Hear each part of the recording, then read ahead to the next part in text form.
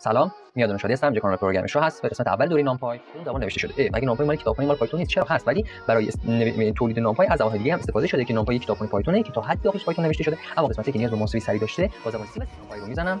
همونجوری که میبینید برای من چون از قبل نصب شده، میگه این پکیج از قبل نصب شده، برای شما نیاز نیست اون رو نصب بکن. که اگر پیپلیس بزنم همونجوری که میبینید نامپای برای من نصب شده و من نامپای یک بعدی داریم، آرای دو بعدی، آرای سه بعدی. یک فهم خیلی راحت اینه که ما همونجوری که میبینید داخل آرای یک بعدی، اول بگم آرای صفر بعدی فقط عددها هستن. عددها کلا بعد صفر دارن، یعنی به عنوان یک نقطه عمل میکنن، ولی آرای یک بعدی همونجوری که روی یک مسیر طول مشخص اینپورت کن نامپای رو نه نامپای.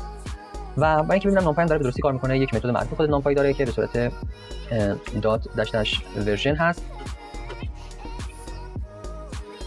داش ورژن هست که اگر بزنیم همونجوری که میبینید نسخه نامپای ما رو برای ما داریم که بعد مثلا اینجا یک جایگاه باشه، اینجا هم یک جایگاه، اما اینجا به جای عدد که مثل محوری آرای یک بعدی بود، آرای دو بعدی داریم. میگیم اینجا بعد از یک آرایی استفاده می‌کنیم.